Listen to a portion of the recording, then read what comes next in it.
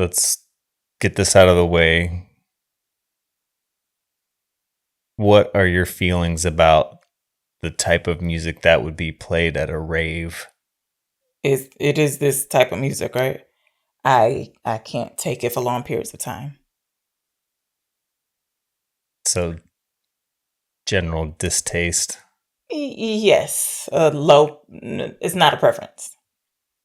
What are your feelings about the desert as a location? place to spend Absolutely time? not. Absolutely not. I don't understand. Okay. I don't need to be around civilization, as in I don't have to have neighbors, but if there's nothing around, like I'm good on that location. Why do you think this will be an interesting place to dance? No.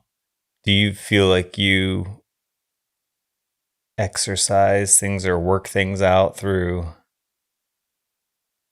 dancing and music? And You've asked me this before about how I express myself. No, I've asked if you have expressed yourself. So what do you mean working things? Oh, you mean like going through something? Yeah, you're like, I just gotta dance. No, never happened to me. Never worked something out through. I just said no. Do you? No. I mean, had that as an experience, not necessarily that I ever had the mindset about doing it or went into it with that, like, I just gotta get out of here. But no, I feel like I've gone to shows before and you just feel a release.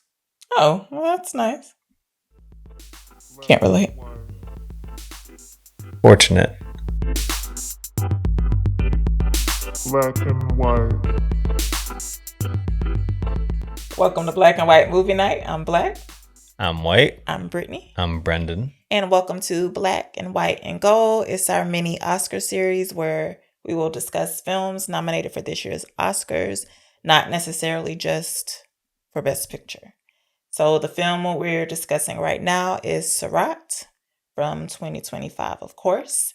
It's written by Santiago Falal and Oliver Lax, and also directed by Oliver Lax.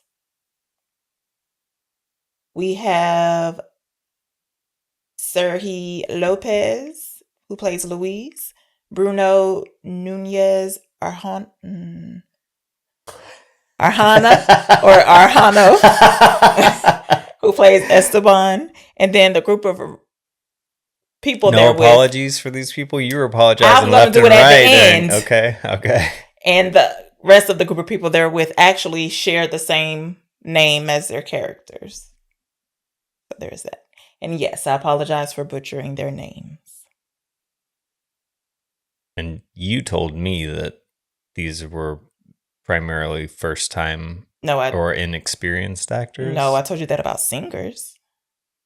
I don't know anything about these people. Oh, I thought you told me about that wasn't this too. Me, no. Time for the 6-7.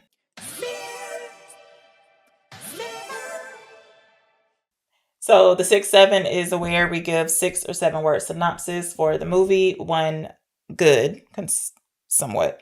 And that is the one you would use to persuade someone to see this film. You tell us which is which. And a bad one where you try to dissuade someone from seeing the film. And yes, you'll notice that depending on who's doing the synopsis or what the movie is, it's hard to make it sound good or make it sound bad. Would you like to go first? Lives change at an explosive rave. How long were you thinking explosive of that one? Desert rave. Okay. 14 seconds. No. When did you say time for the 6-7? Or you tried to rhyme? Tried to rhyme. Yeah. Okay, I'm going to say... Hey, I didn't do the other one. I'm going to guess that first. Oh, okay. Jeez. I'm going to say that one's good. Let's see your other one. Lost little boy and puppy cliff dive. That's bad and that's false. He's not lost. You think he knows where he's at in the middle of the fucking desert? But if you're with your parent, you're technically I feel like it's not like a real lost. Not like this. So kind of like What you finna the say? necklace that I gave you. It's not lost. Just not sure where it is. So for my 6-7, let me see because I forgot. How long have you been thinking of I this haven't. one? You can tell. She's counting on her fingers for those of you who can't see. Father and son search for estranged family, even though it's only one person. And a man goes on, oh no, man goes on harrowing desert adventure. Yeah. I guess a harrowing desert adventure. Mm-hmm. Which one was my good? Which was my bad? They were both good. Oh, please. You would be interested in both of those? Do like, love, hate, can't believe? Yes. And I'm going first. For my I liked some of the cinematography. So when they're the super wide shots and you just see the vans out in the desert, just feels like very desolate and they're alone, which is, I wouldn't like that feeling, but it conveys that very well. I loved how they handled the car accident, or I should say car mishap, with Esteban and Pipa, that you can only hear it and you don't see it. I feel like it made it more effective. I hate that not a single person at the first rave felt like they were dancing on beat. I don't know if that was purposeful or they played something different for the people to dance to, and then, in editing, they put the real music they wanted. And it was off ever so slightly. I but felt like the only the only time. The only time I felt that a couple of people were on beat were Jade and Tonin right before the explosion. What were you going to say? I think it was meant to be off in the early scenes. Why? Especially since there was a layering of, there was the music that was playing diegetically in the scene, like through the speakers. And there was extra stuff? And there was other score on top of it. I think that was supposed to be discordant or asynchronous with. Yeah. Okay. Like that was deliberately to increase the unease. Okay. I could be wrong. Maybe it was just bad editing. I doubt it, because then you see whenever it does line up. And so you think it lines up at some time during the first rave? It never does it. I would have to see it all again. Because I was so bothered. I was like, please just get on beat. Can't believe. I don't know where this thought came from, but after Esteban and Peeper are gone and they set up the speakers, just a smaller group of the ravers, I don't know why I had a fleeting thought. I was like, God, it would suck if there were landmines out there. And I swear to God, 2 seconds later, she exploded. But it still caught me off guard because I was like, what a stupid thought. Yes, you screamed loudly. Yeah, I couldn't believe it. Anyway, so yes, that's my can't believe. What about you? What's your like? I liked the economics of the film. What do you mean? It wasn't overextending itself. Okay. You could tell that it didn't seem like Thought it was an indie film. Is that what you mean? Yeah, it didn't seem like it did a lot with a little. Like you said, the van rolling off the cliff. I mean, it seemed like just trick photography and good sound editing. The big wall of speakers in the desert. I mean, that was a set piece. Besides that, it's just finding locations. Yeah. Like doing the gorgeous landscape cinematography. Looked great. And yeah, it did create for the type of movie that it is, it sets up like a mental landscape too for these thought exercises that the different sections seem to kind of represent. Can you elaborate thought exercises? Yeah, I mean, just that idea, them, when it gets to the landmine scene, and the whole idea of them being on this journey and they're all searching for different aspects of life and they're all at different phases and different stages. They've all had different experiences, but they're all there sharing this section of the journey together.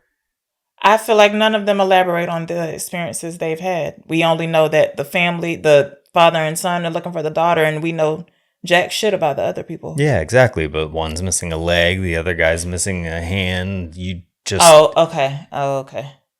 You get the sense that they've lived a life, and there's not a lot of. I had concerns along the way that it was going to go into a scam or no, that it was going to go and it's like, yeah, the rave lifestyle, and they were going to try to romanticize this whatever. Because I mean, I don't know. I've never heard of these journeyman desert ravers that just go from how do they find out? How do they know they're using old school How did the maps? daughter get up with them? But you just kind of accept that premise and you're like, okay, well, they're just, wandering through the desert and it's just a journey film. So yeah, then you break it down into the different trials that they go through, crossing the bridge, being abandoned, getting the gas. I mean, okay. Love.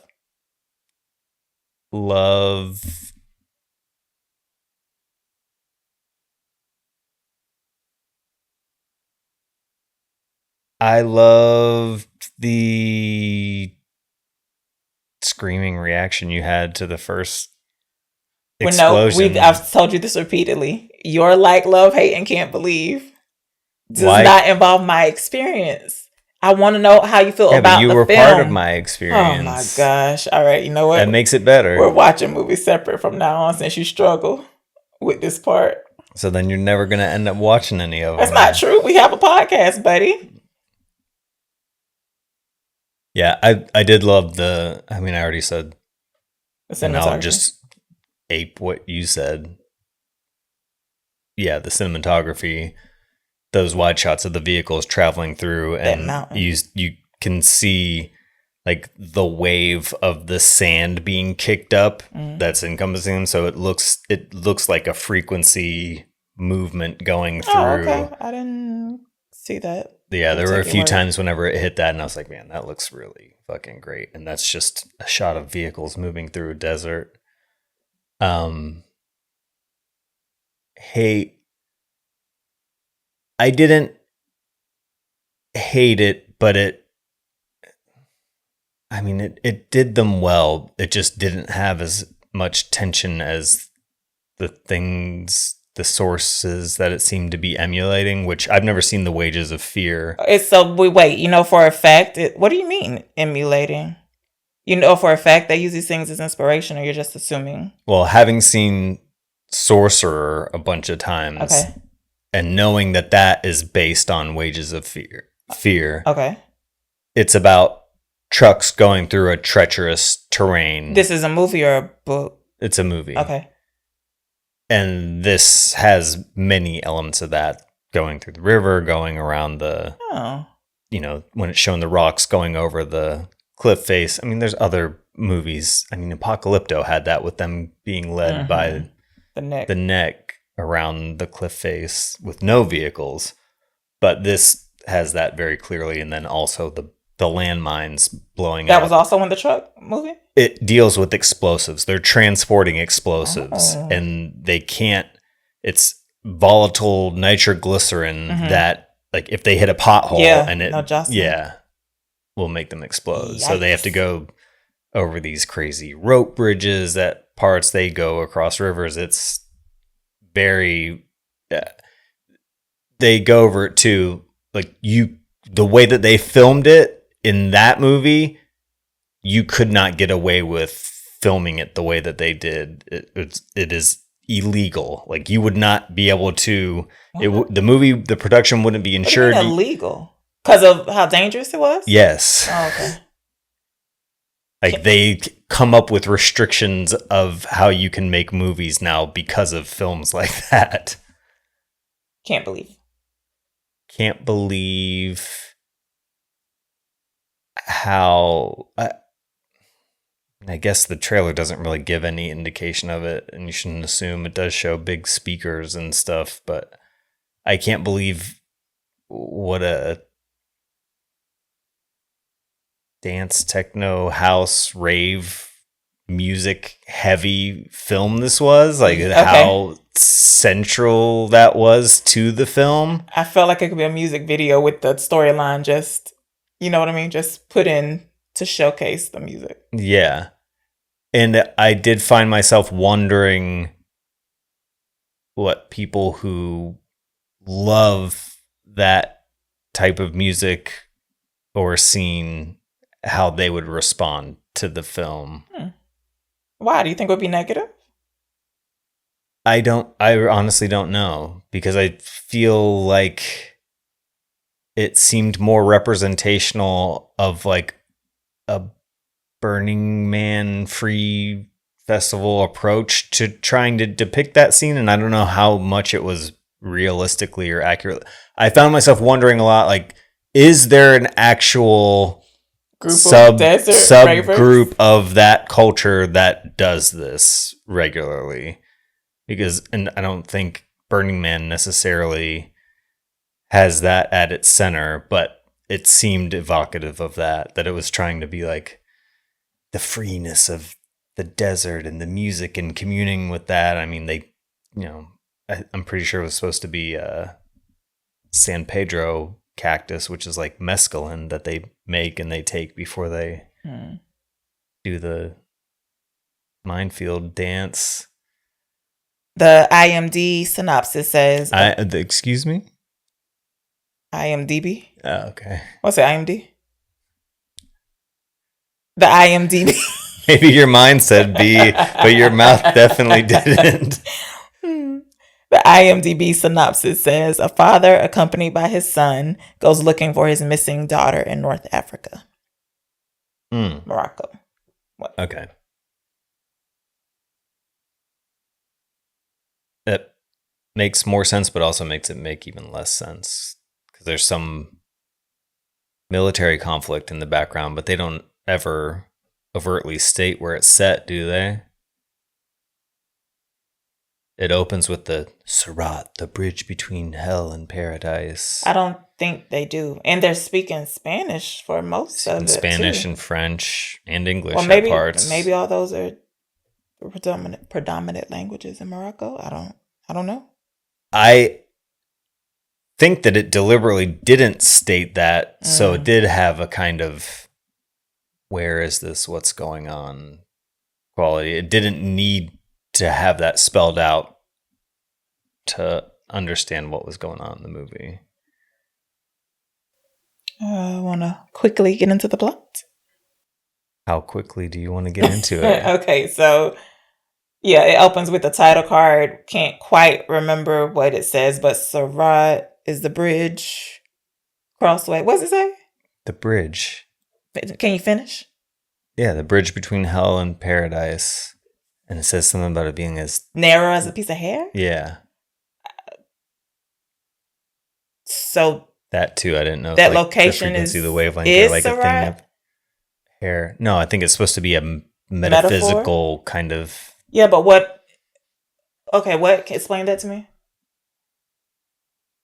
Yeah, I don't know if it's referencing a specific text of some sort, but that like didn't just make up the words. It seemed like a concept. Okay, it's conceptual. I don't think it's actual. It's not an actual place that you could visit when you're trying to go to either the realm of paradise or hell, which you don't even believe in. So we see a father, Luis, and his son, Esteban. They're passing out. They're at a rave. We're in a desert. They're passing out missing person posters, flyers. It just has one girl on it, but it's Luis's daughter and Esteban's sister. Nobody's seen them. They're like, we'll take it, but Don't know. Eventually, they get to a group, and this is a group we're going to stay with. And they mention that there's another rave soon, so maybe the girl will be there. Yeah. And this opening, too, is... he's handing out those flyers, but it's showing the real opening, showing them setting up all these speakers in the desert and setting up the first desert rave scene. And then, we're getting a showcase for each of our, and like you said, it didn't seem like any of them were actually dancing with the beat. We don't know if this is by design. We're getting introduced to our cast of characters, which is also a thing. Since they're unknowns, it is kind of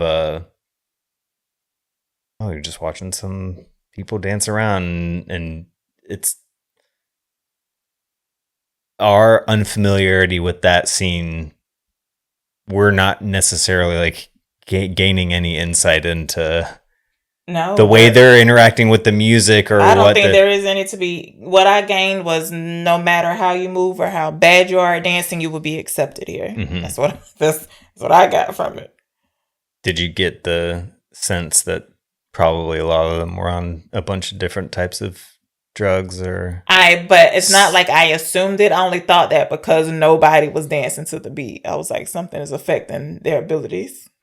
But I don't know. They don't actually show any drug use. Do you think you could really accidentally give a dog acid by letting it eat the okay, stop it. I would have human shit of somebody who took a bunch of acid. I would have buried my boo-boo. If sounds like that's the expected common sense courtesy way you're supposed to do it in the desert. Have you ever buried your boo-boo? I've never had a boo-boo outside. You never went camping or anything? No, oh God, no. Not for me. Is that what campers do? Ain't there porta potties or rest spots around? Depends on how you go camping. Yeah, see, I can't. I have to do some fake camping if that's how it is. So, while they're at this first rave, some military officials show up and say... Not officials, it's like a whole battalion or something. Military people, military men? Yeah, personnel, a military squad, a mobile military. Some fighting has begun. They liken it on the radio. Eventually, we hear to World War III, and they say all the European attendees need to evacuate. Mm-hmm. So get in your vehicles and evacuate. Shows everybody being led out of the desert. They're all the vehicles are lined up. So Jade gets out to pee, and this creates some sort of distraction enough for the two vans to be able to break away. She goes right next to where one of the She's military like, "You're gonna guys. arrest me for peeing?" She's like, "You're younger than the first rave I went to, or something." Oh, I didn't. She's like, "You're a child." Did she? She said something about him being so young. Mm. So as those two break away, Esteban and Louise are in their van, and Esteban encourages Louise to follow those people since they're the ones who mentioned the other rave that the daughter could be at. So they break off and they're making a beeline for wherever this next place is. They try to get some gas, but looks like everybody's evacuating. So this gas station in the middle of nowhere it's overrun chaos. From both There's so many sides. people. Yeah. So they keep going. They were like, hopefully there'll be some at the next stop. But when we see them again, they're not actually at a stop. They're buying gas from a group of men. They have donkeys. Are they on donkeys? Mm-hmm. And I was like, oh, I hope that's not water in the in the gas thing. Like they're just trying to make a quick buck, but it's actually gasoline. They don't actually have enough money to pay for it. It's Louise who ponies up the rest of the money for them to be able to afford the gasoline. Essentially buying his way into the convoy. Mm-hmm.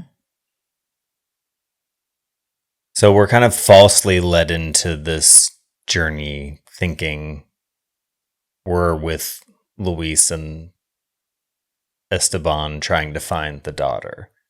We sympathize with that. He seems to be a genuine article. Like he Yes, but I will say after the second time, I don't know who Esteban is telling the story to, but he says, my sister didn't run her away. She's an adult. She left. Mhm. At this point, I was wanting them to say why she left because I don't care. After that, and they missed the opportunity to tell me what's the big deal about her coming back. Like, is this a raving cult she's a part of? Like, what's so bad about dancing in the desert? So they didn't give me anything. Yeah. I was like, I think okay. at that point, it's supposed to make a little more clear that this is just about Journey. these people's endless searching. Like, they're out there for different reasons. They're searching for man's search for meaning. And man versus nature, man versus man. All those conflicts. So I think the first main obstacle they get to is, what is this? It's not a river, a pond, a lake. It looked like a river. It looked riverish to me. There's a waterway that needs to be crossed, and the two bigger vans have no issue, but they're not vans really. They're like transport RVs? trucks. Yeah, the Oh. one has big. It almost looks like a military I vehicle thought they had itself, stole it. I thought they had stole one, and that was the whole diversion because the military man beats on it. I was like, oh no, they didn't stole this truck. No, because just they my have all their imagination. stuff in there. Yeah. Yeah. But yeah, two of them are like heavy duty. Like, these are big transport vehicles, not necessarily RVs or something. And then Luis's is more like one of those sprinter vans, kind Yes. of a. And I will Box say, truck once style the almost. ravers notice that that Louise has followed them, they try to dissuade him from coming and saying your car or your truck won't Mhm. make it. Like, no way, it's not safe. But he was like, I have no choice. I have to find my daughter. So yeah, they come to the waterway. They go on without him. They stop and see if he's going to attempt to cross, and he doesn't. So they go on. And then as he's sort of like, oh no, what are we going to do? They come back. They attach some kind of rope to his car, and they pull him through the They have a waterway. tow line from the front, and they say, "Oh, well, we had to turn around because the tow's on the front instead of the back of the vehicle for whatever reason." Okay. So yeah, they make it through that. And I was under the impression once your car gets submerged in water like that, it's done for. But apparently, it dries out and you're good to go. If it even has to dry out. Yeah, depends on the vehicle. Depends on what happens. I guess if it doesn't get flooded or it doesn't. I don't know. I don't know enough about mechanics. Yeah. I would be fucked. I would not follow anybody out in the Absolutely desert. not. I don't think I would have. That's why I needed to understand why they were following her. Like, I get it, you love her and whatnot, but if she's an adult and she was like, I gotta go to the desert to dance. Unless you had like a I wish you well. solar powered scooters in the back that you had as like, in case something happens, you could at least ride those out of the desert. Yes, I don't want to feel like I'm stranded somewhere. And that is what I felt the whole time. I was like, this is not a journey for me. So they stop somewhere to sleep for the night and rest. Esteban has some chocolate he's going to try to share with the group. His daddy's like, we need to hold on to all our resources. Well, he asks, he's like, it's going to be a long like, trip. Is there any dessert? And he's like, you get this orange. Yeah, it's a joke. And then he pulls the chocolate out for himself. Also, he was peeling that orange with a knife. Okay. Just confirming that that's what I saw. To just cut it into quarters? I just haven't seen somebody peeling it with a knife before. You've seen that? Not to my recollection. So I don't think anything more important happens. Again, he shares a little more information. Louise does. Esteban also says... Esteban, sorry. I don't know if it's here, but at one point he says to the people, he's like, I think that she would be happy to see us. Yes. About the sister. Yes, because he asks, it's not Biggie, Buigi. How do you say his name? B-U-I-G-I? Buigi, I think. B-I-G-U-I. Okay. He asks if he has any siblings, and he names all the ravers. He was like, no, any real family. He was like, I do, but I don't think about them much, or I prefer this family, something of that sort. And that's when Esteban says, I think she would be happy to see us. So next morning, they are looking for Peepa. That's the dog.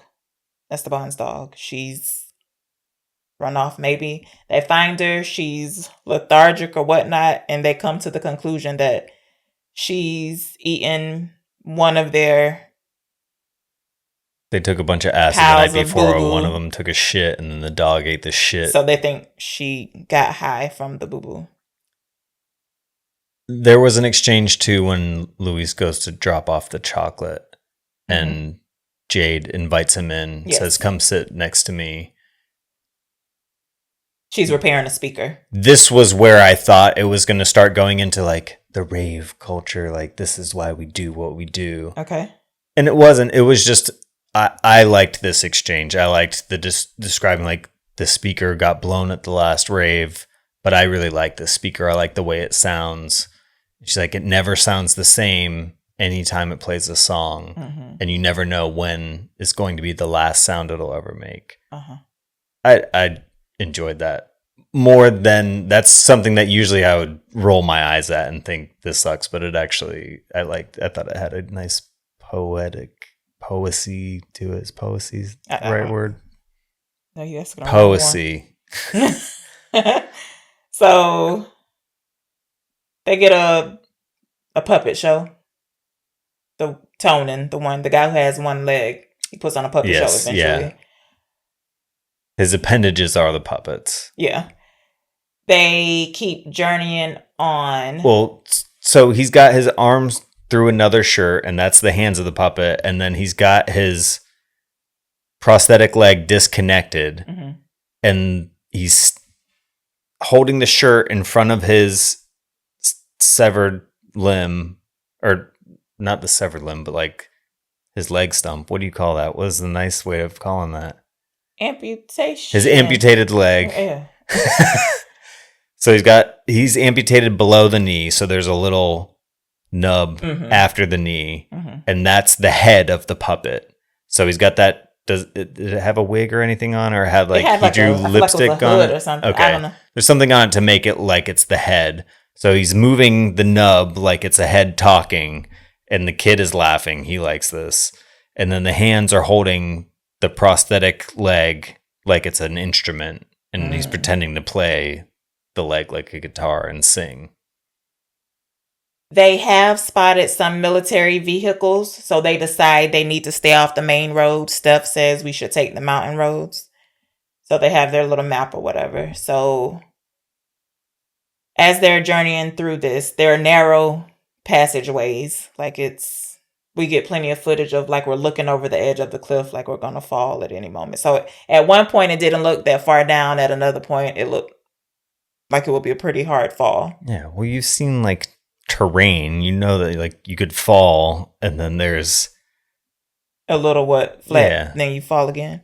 Okay, so one of the trucks, what do you say? RV? It's not a truck. I said truck and you said it's not a truck. RV, what do we call it? Well, you said a van. You were saying van. So what are we calling it? We'll say a truck. Okay, so one of the trucks, the biggest of the strongest of the trucks, it gets stuck and they're not sure what it is, but when we catch up with them again, it's daylight, so it's like they had to stop on the passageway. Okay. Yeah. No, this is so there's like the biggest, most fortified vehicle.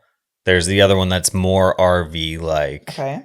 And then Luis and Esteban. So this is the middle one that gets stuck. He's like, I think I hit a pothole. That must have been a translation thing. Surely he wasn't using pothole. Right. Pothole, I think, is specific to paved roadways. Yes, right, you wouldn't say pothole if you're driving off terrain. I wouldn't. Don't know. So it's the morning, and we see them changing the tire. That's what the problem was. So Pipa's the dog. She's better. So Esteban wakes up. He gets out of the van. He sees what's going on. He sees people. So they're playing. Again, very, very narrow passageway. It's got a ball, like a dog toy, and the dog is chasing it. I was like, oh my God, please don't toss that accidentally over the edge and the dog or that it's going to hit sideways off a rock and just go. So please. So his dad is helping change the tire. And because it's a dangerous area, he's like, go get back in the van, you and people. So they do.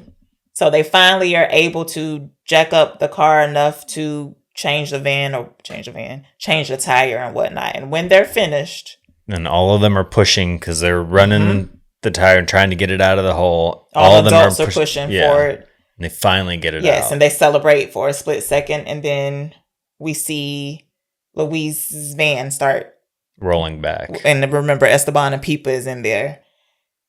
And the only thing he can say is pull the handbrake. Because he yells out, he's like, Papa, or something like that. Woo! Goes over the fucking edge backwards. Yikes. And then you really like, oh no, like what? Oh no. Just no. They all go, Pipa, no. Tobin, the one with the prosthetic leg, he's able to go to the edge and Tonin, and looks over. And he tells the rest of the crew later that he saw him down there and he was crushed. So Luis obviously falls to the ground in despair. Because he's the one, he told him to go back into the van. God. So yeah, we catch up with him a little bit later. He's in the back of one of their vans, just looking sad, as can be expected. The crew stops at one point and they're having a discussion in front of the headlights. They're like, who's going to tell him? And I'm like, tell him what? Because we don't find out that we already know what they're talking about, that he saw the body. Before I realized that the son's name was Esteban, when they were showing the pictures of them together, like, this is my daughter, these are more pictures of her, and one of them said, oh, she really looks like Esteban. I thought that they were saying like another raver, that the daughter had become Esteban.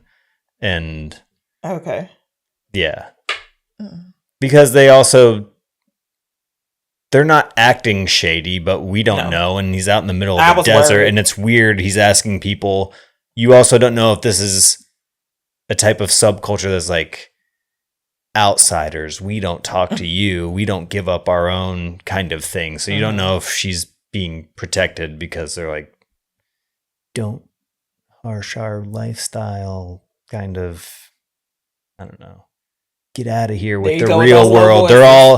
They're all into the escapism of being out there and being unencumbered by society.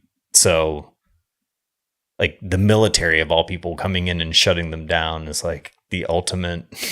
Did you think, I don't remember what the line was or a couple of lines, like even though they were taking the mountain roads, I was under the impression that they still knew where they were going. Like these were regular hot spots that the rave went around to. But once they get further in, you're like, who are these people? Yeah. Here's some vehicles. I was like, oh, wait, y'all don't know where the hell y'all are? I mean, they don't have any GPS or radios. They're looking off of paper, like old school cartographers' maps. So there's some abandoned cars. And now that I'm thinking about it, like, what if that was also a landmine area and those people just got blown up too? Because he's able to siphon gas with the little sucky tube. But there was some sort of domicile there. Yeah, there was a house as well. Well, not a house, but, well, maybe. I guess you could call that a house. But nobody was in. Were they able to get in? I don't think they tried to. Okay. They just called out and then they saw the goat boy. Yeah, and the boy with goats. Yeah, and he's ignoring them. I don't know if he just doesn't speak their language, but between all of them, I felt like they had at least four languages they were able to speak in. But he just... They're like, brother, help us out. Runs Come off on, with don't his be goats. scared. Don't be afraid. Yeah. We just need help. So while they're doing that, Louise has walked off. I guess he's in his mind, he's convinced himself he's going to go look for Esteban's body. He doesn't want to leave it there. Yeah, because they're telling him, like, we're going to find help. Yeah, we need help in order to do because he's going to climb down. Yep. And then, I mean, Luis eventually accepts that definitely he was dead. But initially he's thinking, I need to go down there to see if he's alive. And so he's walking. The sun is blazing. Although there are some shots where, although the sun is out and it looks hot, it's still the dark mood to the shots. Anyway, Louise is walking. He has no water. He looks like he's sweating. Eventually we catch up with him. He is, I don't want to say asleep, passed out. Face down in the sand. There's a sandstorm or wind blowing. Eventually we see some headlights cut through and it's the ravers and they bring him some water. And Louise is like, it's nothing but dust out here. So maybe that's him more accepting that this is he can't go back to get him. They get in the van. They journey on through the night. They stop eventually. And I believe it's Jade who says, maybe this will help us feel better. So next we see them setting up speakers. What do you think they're drinking? Mezcal, you said? What did you say they were drinking? Mescaline. Well, it looked like San Pedro cactus. Oh, I thought they had some kind of mescaline drugs that a shaman would use. Oh, it is? Yes. And it's called mescaline? Mescaline. Okay. So yeah, everybody sips that. They set up the speakers, put it on. Jade is dancing to the beat. Tonan's dancing to the beat. We do cut to Louise and he's moving a little. And eventually he sobs a little. Looks sad. Yeah. Sad raving. Yeah. Jade keeps dancing and she's turning. I believe she uses... She's barefoot. She's into it. I believe she used this phrase when she was talking to Louise about the speaker, that the speaker will blow out or they blow it up. The speaker. She says that phrase before. And this time she turns around. She's like, blow it up. Like, turn up the volume. She says turn it up first. Okay. And then blow it up. Yeah. Boom. She has stepped on a landmine. Self-fulfilling prophecy. Yeah. She stepped on a landmine and like, oh. Everybody's just like, except Tonan. He's walking towards it. And I already knew what was coming only because this reminded me of the English patient. Tonan is the one-legged man. Yeah. This reminded me of the English patient. So they're nurses. One of the trucks they're in explodes.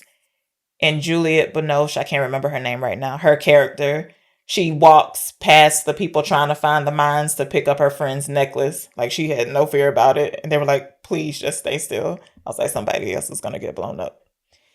He does. And they're like, oh. So they get back on the truck and they're just... Do you think distraught. If you're Louise, when that happens, that would make you feel a little less bad about your son dying because now almost half of the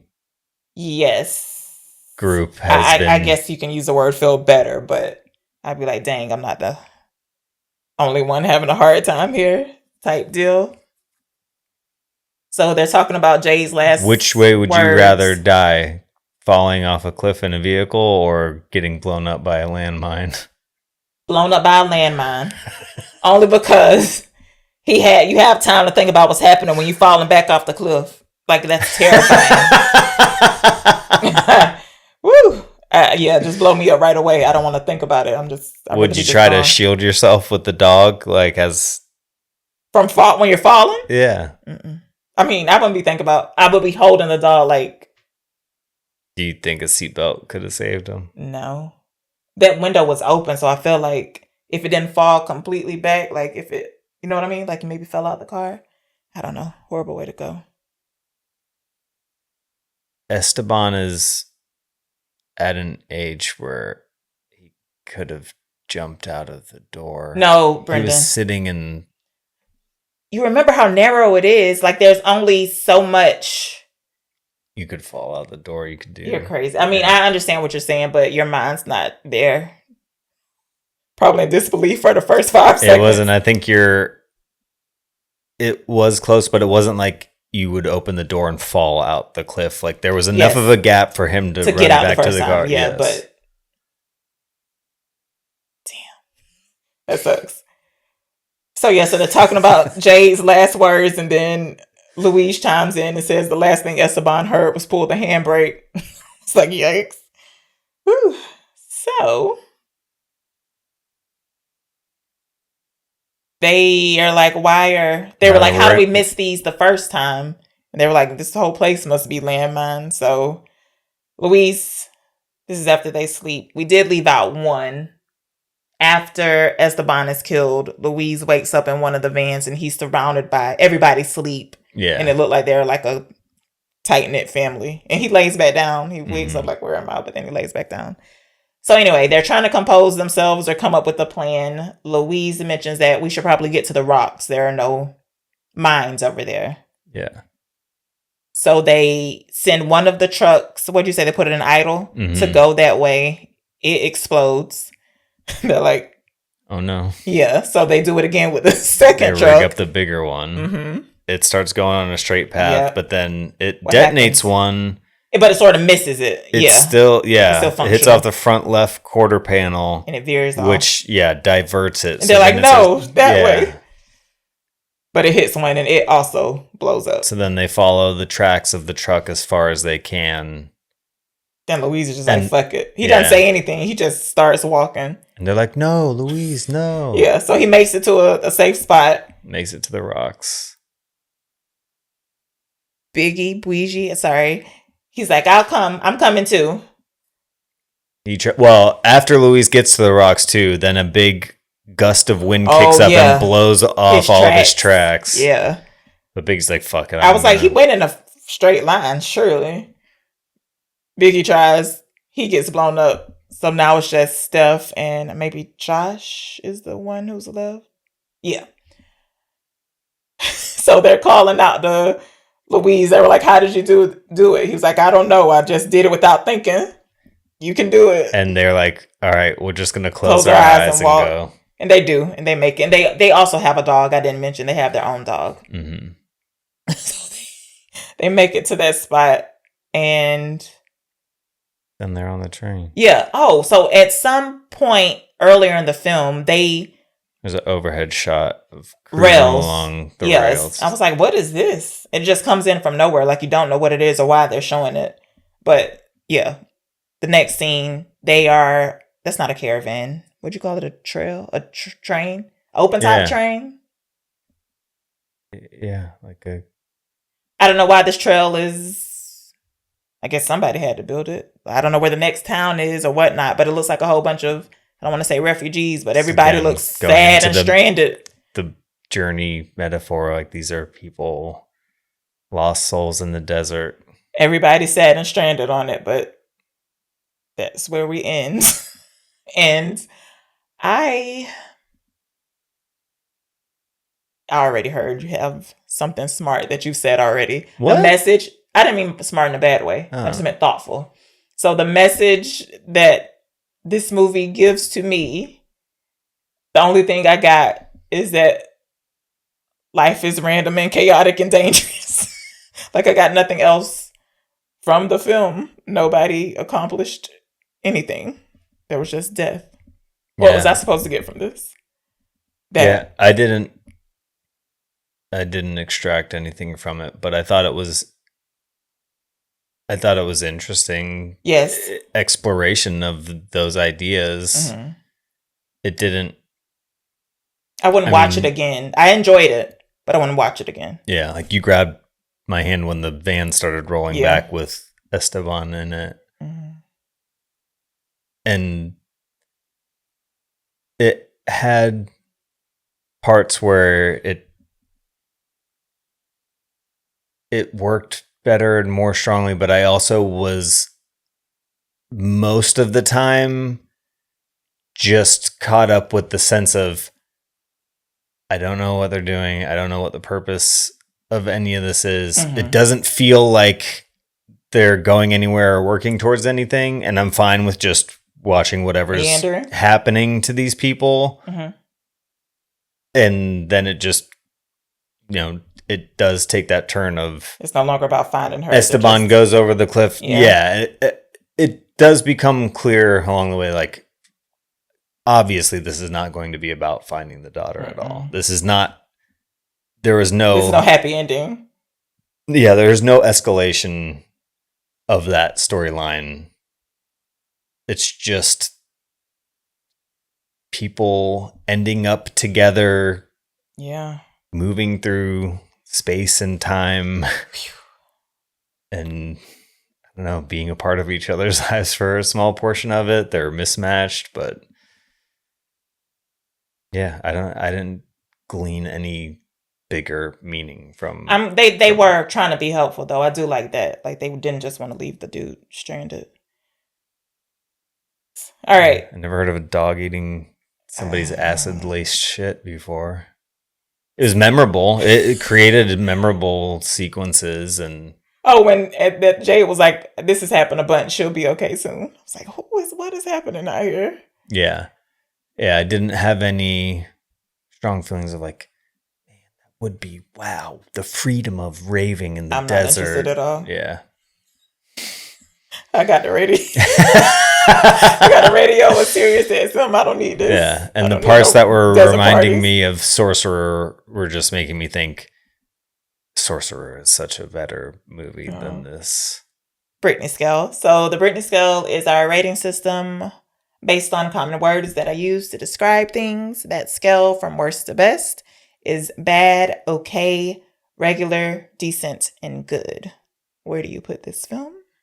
I'm going with decent.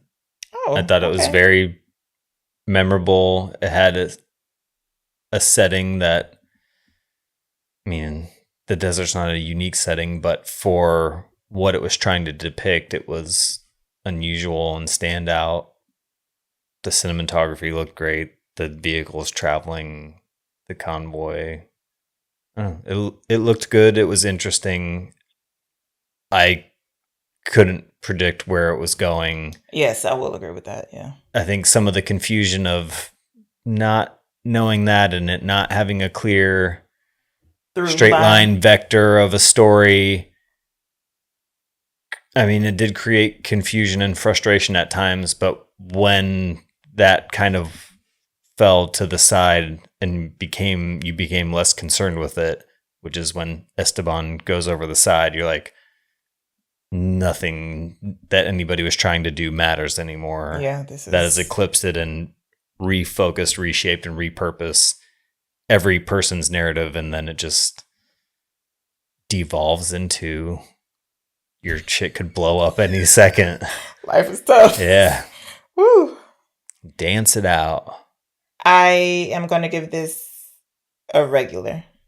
I don't know why I need it, but I need to know why they were trying to find this girl. Like, if she's a grown person, then. And I'd like to understand this group. Is this like somebody?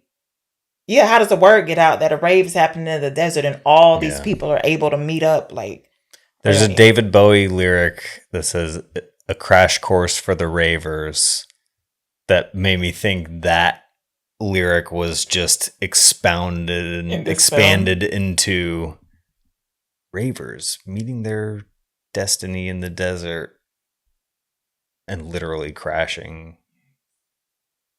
So the next film we're going to discuss is The Voice of, is it Hind Rajab? Hanud. That's the nickname.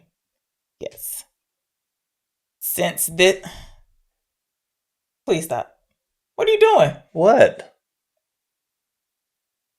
Start. I'm allowed to do this. Acting like a dumb. Since this is a docudrama, I feel a little weird about flippantly doing a good and bad 6 or 7 word synopsis for this. So is it okay if I just read the IMDb synopsis? It's your decision to make. I'm not going to fight you on that. Okay, so it says Red Crescent volunteers receive an emergency call. A 6-year-old girl is trapped in a car under IDF fire in Gaza, pleading for rescue. While trying to keep her on the line, they do everything they can to get an ambulance to her. Apologize for this name pronunciation, but it has the same, or the writer is also the director. Kauthar Ben Hania is what I think we're working with. Saja Kalani plays Rana.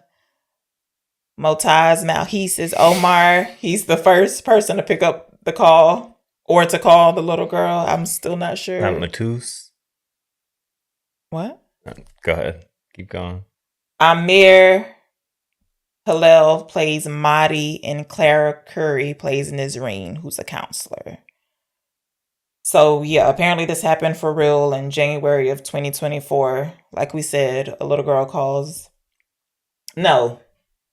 We get an uncle that calls this rescue center and says his family is trapped at a gas station. I think first the woman calls. Because then he puts the question mark the picture. Uncle calls Omar. There's texting. And he was like, she's at this number, call first. But yes, Sarah does pick up first. Okay, yeah. I'm just going to say there's some things where I don't know what's happening because the little girl is 6. I don't know if she's misunderstanding what they're saying or there's trouble hearing because we can hear some fire in the background. But at one point she says nobody's with her. Then she says her family is asleep in the car. But no, Yes. first there's a grown woman. Her cousin, Sarah. I don't know about grown woman, but okay. Okay, because you just started talking about the... In general, I was just saying I want to get out the way. There are some times where I don't know. Okay. The storyline doesn't add up. But go ahead. And my recollection was that this girl calls first. He gets distraught about that and then puts up the question mark picture. And then the uncle is like, puts them back in contact. Like, she's like, I'm next to a tank. And then the tank, he's like, hello, hello. Remember, he's saying... Yeah. Okay. But again, the difference between me and you is the uncle is the first one to call. Okay. To give him the number to call the people that are in the car. The area that the girl is in, it's been closed off or whatever by the military. Go ahead. It's in a restricted area or something. It's a gas station. So at some point between when the family was there and when it got somewhere in the restricted. north of Gaza, yeah. Yeah.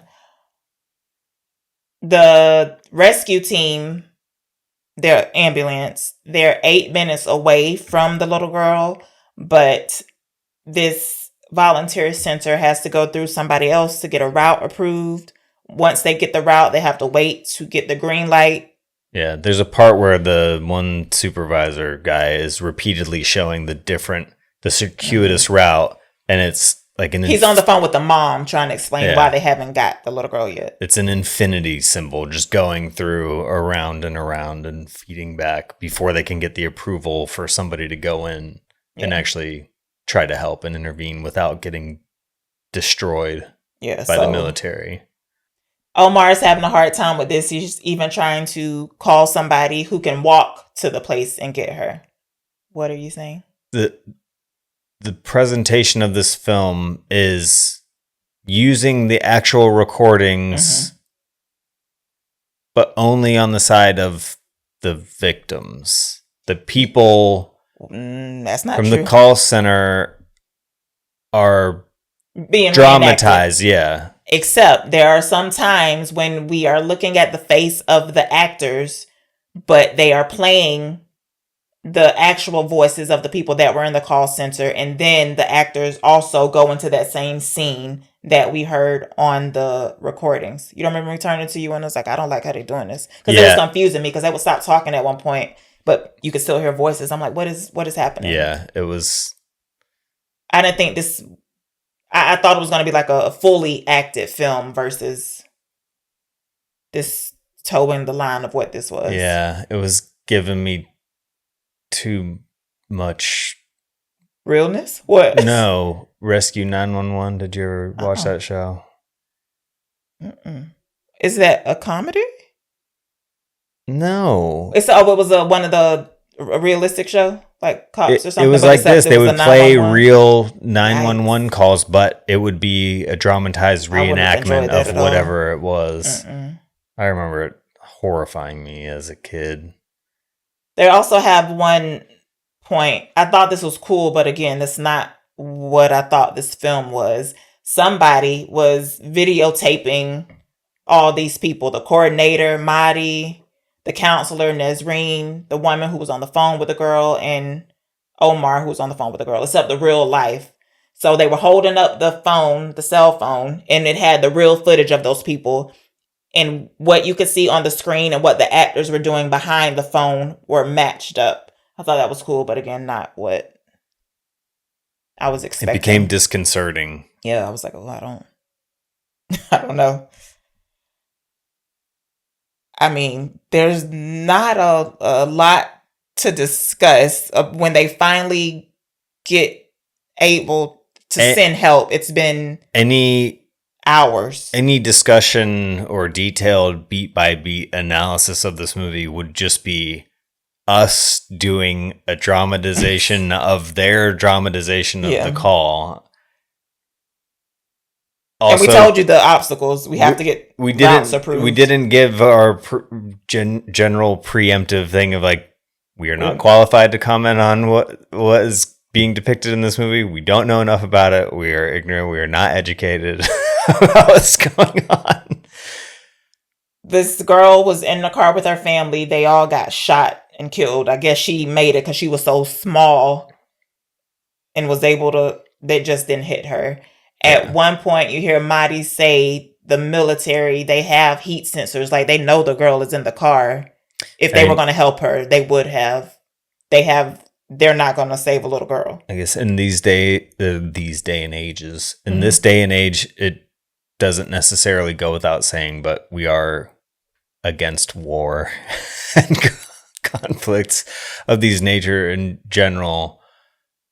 I mean, Holy Land wars, religious-based wars are...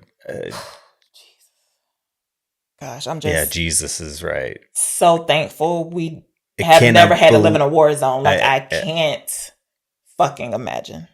I just can't imagine. I would be a wreck. Whew. I remember asking somebody a long time ago, 20 years ago probably, What?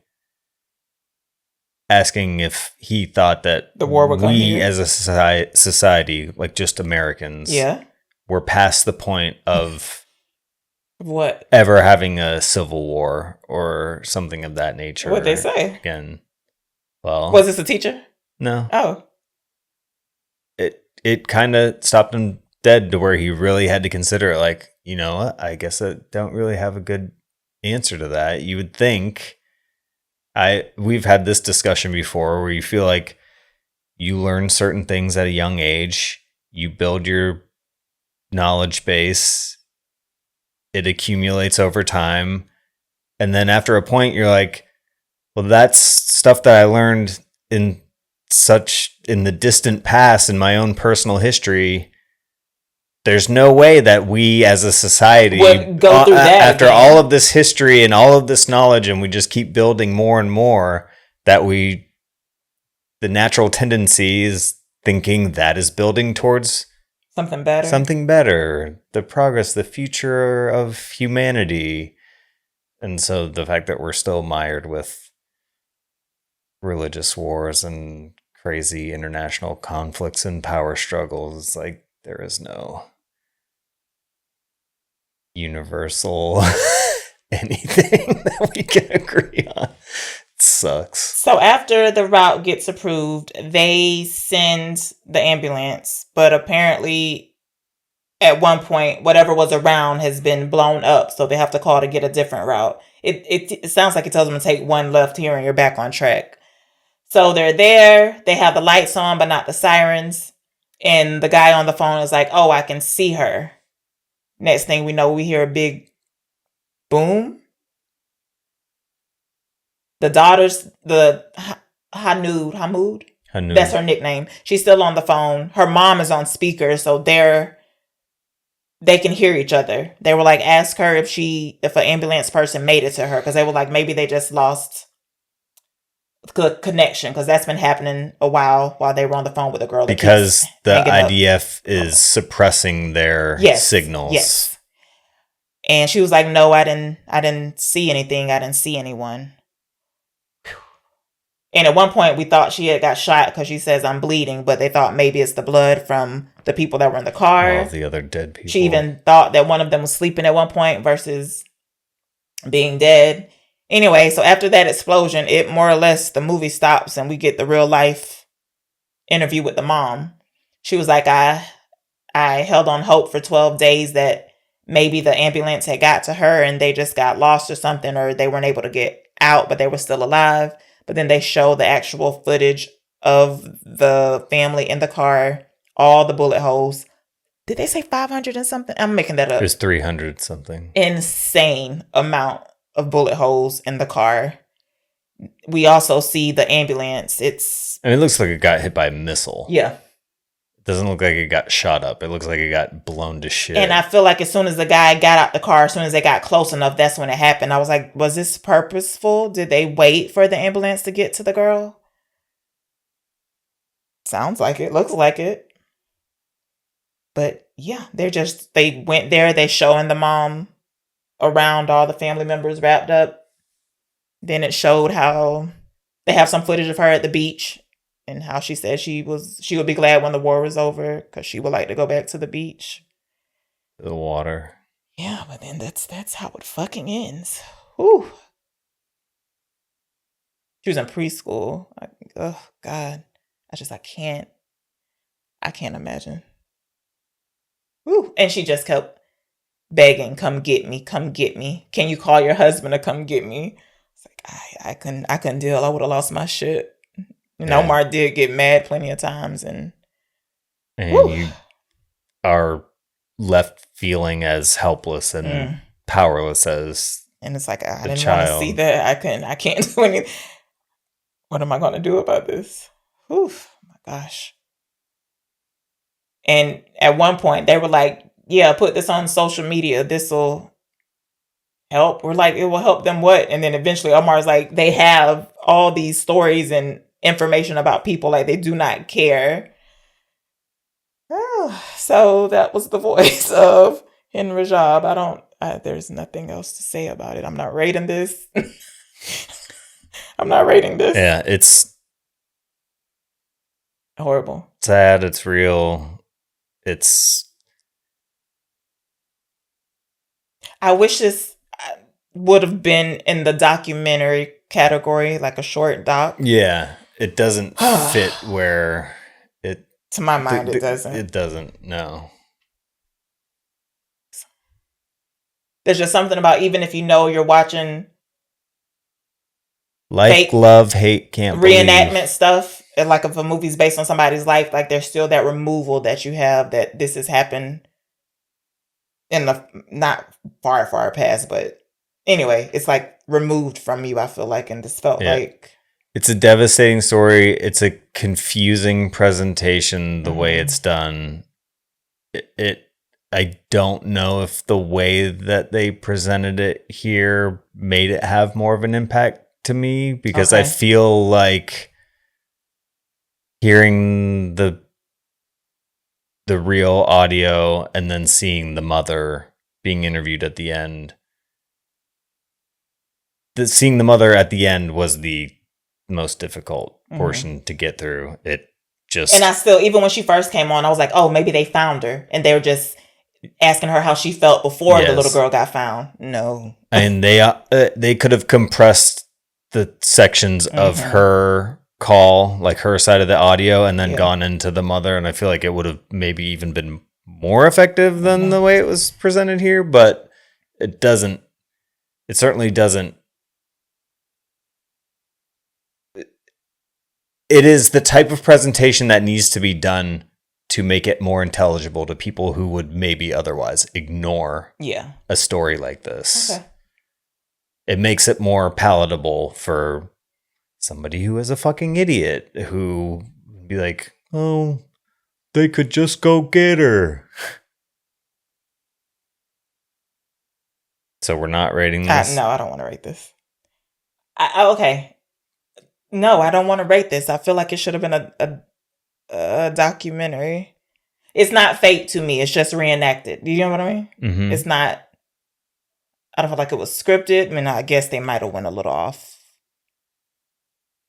for some of the scenes, but I don't... You're free to, though. I mean, for the way that they have some of the people working at the call center be confrontational with each other, it doesn't seem... Yeah, I don't know. It seems like they have more of a understanding of the strictures of where they're positioned and how fucked and upside down their ability to do their, like, yes, they are there to help in the capacity that they are able to, but I mean, the guy that he's yelling at internally, who Omar, I don't know what he's accusing. Omar's accusing Mahdi. He's like, you're a fucking coward, and I was like, I think this is misplaced anger, dude, right? If that's the way you feel, leave the office and start walking the 40 minutes or whatever. At one point, and Mahdi was like, I can't. If I lose one more ambulance person or driver, I'm quitting. So that's why I'm being cautious. But he did have to wait for the green lights. But at one point, the route was approved, but he was trying to hide it. But maybe that's because he hadn't also got the green light call yet. Yeah. But I'm not quite certain. And these people are there for who knows how many countless hours. At and a the time, one supervisor is on her way out the door whenever the story is starting. And I don't know if they presented us with the exact elapsed time from the first phone call. Like it wasn't. I think they said 6 hours. Okay. I'm not sure. Yeah. Because it's not being presented in real time, but yeah. And Omar's writing, I think this was made up for the movie. He's writing how long it's been since the girl first contacted them, as like, see how much time we've wasted. But yeah. This has been Black and White Movie Night. I'm black. I'm white. You're wrong. And I'm right.